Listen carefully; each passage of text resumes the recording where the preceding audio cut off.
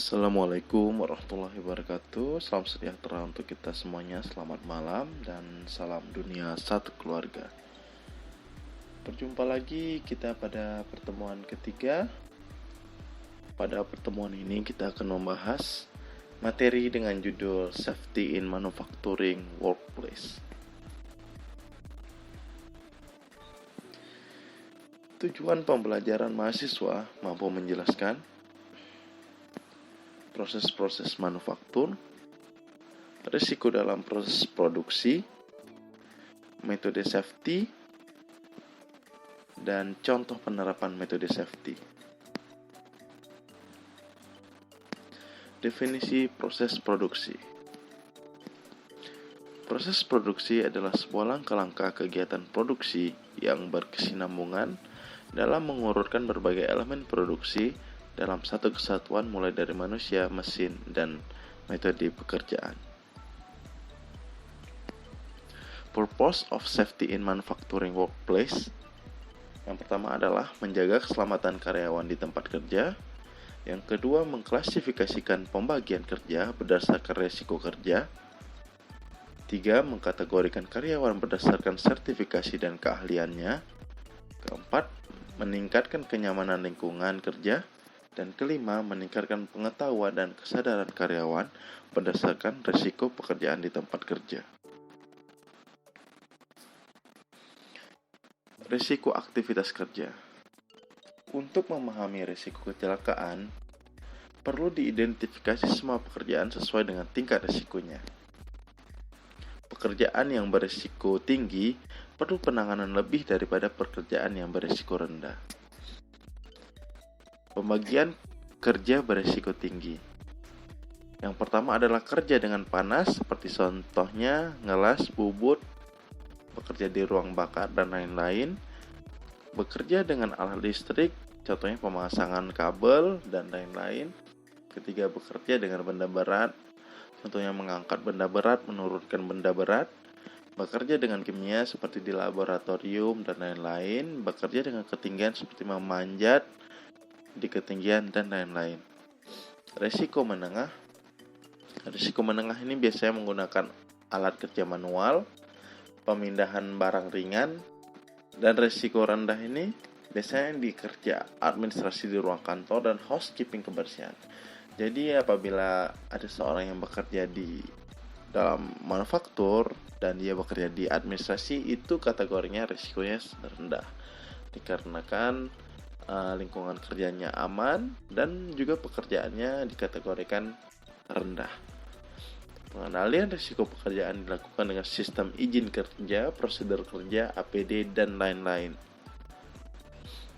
Risiko tempat kerja di manufaktur. Kita mengkategorikan risiko berdasarkan 3 level. Yang pertama rendah, menengah, dan tinggi. Sini ada proses utama atau proses produksi, di mana bahan baku itu diolah menjadi produk dengan berbagai prosedur dan langkah-langkah produksi. Selain itu, pada saat produksi itu berjalan, ada sektor-sektor atau stasiun-stasiun pembantu yang mendukung jalannya proses produksi seperti laboratorium, pembangkit tenaga. Ini dikategorikan sebagai tempat kerja yang berisiko tinggi. Selanjutnya ada juga untuk pemurnian air, warehouse, dan workshop. Pada pemurnian air dan warehouse ini dikategorikan sebagai tempat kerja berisiko rendah. Pada kotak yang garisnya menyatu itu dikategorikan sebagai sektor utama, dan yang untuk garis putus-putus itu dikategorikan sebagai sektor pendukung. Baiklah, kita akan mengenal satu persatu sektor pendukung proses produksi yang rata-rata ada di manufaktur. Yang pertama, risiko di laboratorium. Dapat kita ketahui bahwa laboratorium adalah tempat yang dilengkapi dengan peralatan untuk mengadakan percobaan, penyelidikan, dan sebagainya, guna untuk mengidentifikasi kualitas dan standar suatu bahan baku atau produk.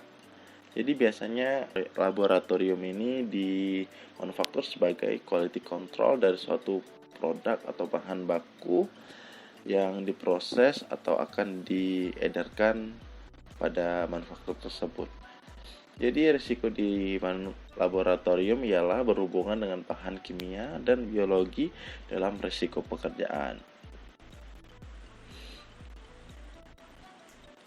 Selanjutnya, ruang pembangkit tenaga merupakan tempat yang berfungsi untuk mensuplai tenaga seperti listrik, panas, dan lain-lain, guna untuk mendukung kelancaran proses produksi. Jadi biasanya ruang pembangkit tenaga ini terdiri dari turbin, generator, boiler, dan juga beberapa panel-panel listrik yang mendukung kegiatan untuk transmisi listrik, panas, uap, dan lain-lain. Biasanya risiko di ruangan pembangkit tenaga ini berhubungan dengan panas, kebisingan, debu, asap, kabut, dan aerosol. Risiko di pemurnian dan penjernihan air. Pemurnian dan penjernihan air merupakan tempat yang berfungsi sebagai penyedia dan pendistribusian air yang bertujuan untuk mendukung proses manufaktur dan juga sebagai umpan air boiler. Jadi di sini dapat kita ketahui bahwa memang sektor pemurnian atau penjernihan air ini sangat berkontribusi dalam air yang digunakan pada proses manufaktur dan juga digunakan sebagai untuk air umpan boiler. Risiko di tempat pekerjaannya ialah berhubungan dengan bahan kimia dan bahan biologis. Risiko di warehouse. Warehouse merupakan tempat yang berfungsi sebagai tempat penyimpanan barang atau material yang digunakan sebagai bahan baku, peralatan maintenance, dan juga barang hasil produksi. Jadi warehouse di sini merupakan gudang sebagai tempat penyimpanan sementara bahan baku, peralatan maintenance, dan juga barang-barang hasil produksi. Risiko di warehouse berhubungan dengan barang-barang yang berat, sedang, dan ringan. Jadi biasanya di warehouse itu kita menggunakan alat pembantu ya, kendaraan seperti forklift, troli, dan lain-lain. Risiko di workshop. Workshop merupakan tempat yang berfungsi sebagai tempat beroperasinya peralatan atau mesin di manufaktur yang bertujuan untuk memperbaiki, membuat, mengembangkan. Jadi workshop di sini seperti bengkel yang guna untuk proses welding, grinding, cutting, dan lain-lain. Risiko di workshop ini berhubungan dengan proses welding ya, grinding, cutting, dan lain-lain. Selanjutnya, risiko di proses produksi. Risiko pada proses produksi tergantung dari jenis proses manufaktur dan produk yang dihasilkan. Maka oleh itu, ahli K3 di industri harus dapat mengkategorikan setiap industri berdasarkan besar kecil risikonya. Berikut adalah kategori proses produksi di beberapa industri. Di sini ada jenis-jenis industri ya, ada tingkat risikonya dan contoh kecelakaan.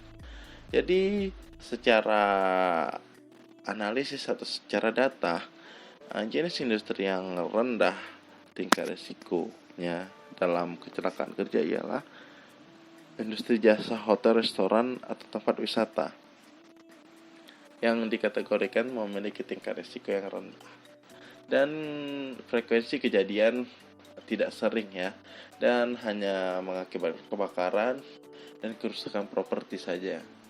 Selanjutnya ada di jenis industri food industry ya, itu dikategorikan sebagai tingkat risikonya itu rendah sampai sedang. Contoh kecelakaan, luka, keracunan, dan kebakaran. Konstruksi, tingkat risikonya itu sedang sampai dengan tinggi. Contoh kecelakaan, luka, dan kerusakan. Manufacturing itu dikategorikan sebagai tingkat risiko yang sedang. Itu kecelakaan biasanya mengalami kebakaran dan luka-luka. Selanjutnya petrochemical atau chemical ya. Ini dikategorikan sebagai risikonya tinggi karena kan macam-macam kejadian yang terjadi seperti ledakan, kebakaran, sampai keracunan. Oil dan gas ini juga dikategorikan sebagai tingkat risiko tinggi ya, dikarenakan di sana ada ledakan, kebakaran, longsor. Pertambangan juga dikategorikan sebagai risiko tinggi, di situ ada ledakan, pencemaran. Penerbangan juga sebagai risiko tinggi, di situ ada contoh kecelakaan adalah jatuh dan fatality. Untuk mengenal proses produksi secara komprehensif, maka kita perlu mengetahui setiap proses produksi yang ada di pabrik-pabrik. Contohnya, misalnya kita ingin mengetahui resiko-resiko yang ada di proses produksi di gula. Di sini dapat kita lihat bahwa di sini ada sampling, waking, storage, crushing, milling, clarifier, evaporation, fermentasi, distillation, dan crystallization. Di sini ada beberapa alur-alur proses yang ada di produksi gula ya. Maka oleh itu seorang engineer K3 harus memahami proses produksi sehingga dia dapat mengidentifikasi risiko atau kecelakaan yang mungkin terjadi pada proses produksi tersebut. Selanjutnya, ini adalah proses batu bata ya, seperti well loader, box feeder, roller crusher, fine roller crusher, mixer, fine mixer, clay briquette, sampai dengan end-tiring dryer and tunnel clean, dryer and tunnel clean, dan finishing briquette. Jadi setiap engineer K3 harus memahami setiap proses produksi. Misalnya di dalam well loader itu kita menggunakan eskavator ya. Jadi di situ seorang ahli K3 harus menyesuaikan tingkat risiko dengan tingkat keahlian seorang karyawan dalam mengoperasikan suatu alat pada proses produksi. Selanjutnya, proses produksi pakan ternak seperti yang sudah kita jelaskan di pertemuan semalam, bahwa mulai dari penerimaan bahan baku sampai kepada bin pakan jadi sampai ke pengiriman pakan jadi. Jadi di sini sama seperti proses produksi di gula, di batu bata, kita harus juga memahami proses secara komprehensif sehingga kita dapat mengidentifikasi resiko-resiko yang terjadi pada proses produksi. Seperti ini contohnya produksi garmen ya. Di sini ada yang tahu garmen mungkin. Garmen itu adalah sebuah pabrik atau manufaktur yang membuat baju atau celana yang dimana biasanya kita pakai untuk kebutuhan sehari-hari. Di sini proses produksi garment ialah desain style, pattern grading, interlining, laying, cutting, edge seaming, fussing, sewing, pressing, transport, dan sampai dengan consumer. Untuk memahami penanganan risiko pekerjaan, maka kita harus memahami alur proses pengamanan risiko pekerjaan. Pertama, alur prosesnya ialah rencana pekerjaan atau work order. Jadi seorang engineer K3 harus menyusun rencana pekerjaan, mulai dari uraian kerjanya sampai identifikasi risikonya.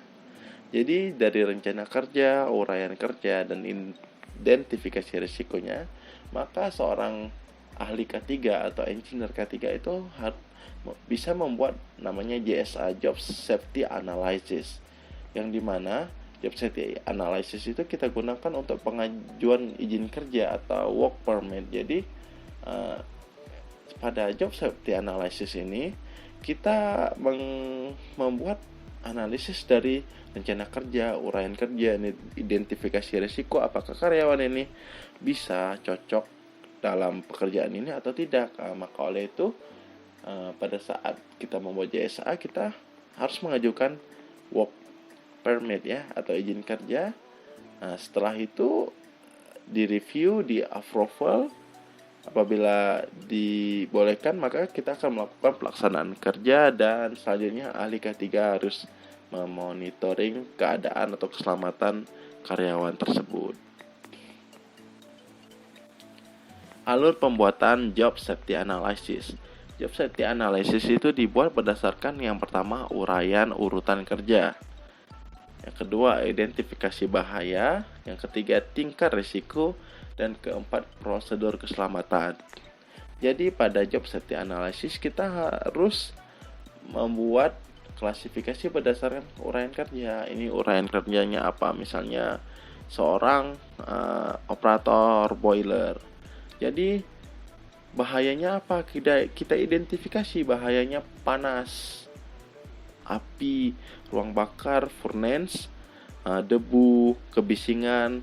Tingkat risikonya apa? Yang pertama terbakar, debu masuk ke mata. Prosedur keamanannya, prosedur keselamatannya bagaimana? Kita menggunakan baju anti panas, kita menggunakan kacamata, helm, sepatu safety, sarung tangan, dan lain-lain.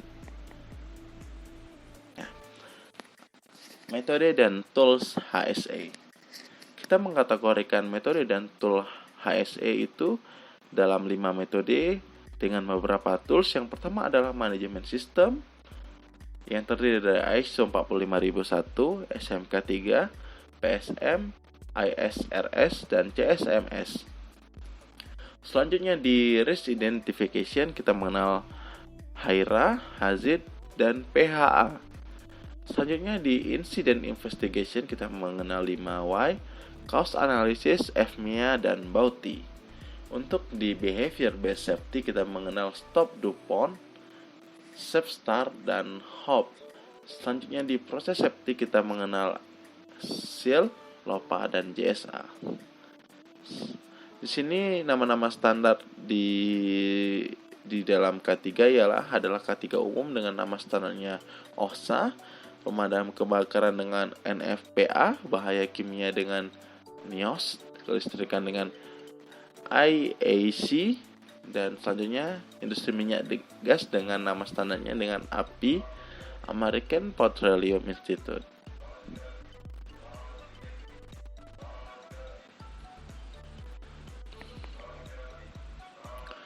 Jadi untuk dapat membuat risk identification kita menggunakan metode HIRA ya. Ini adalah pengembangan dari metode HIRA yang artinya adalah Hazard Identification, Risk Assessment, and Risk Control.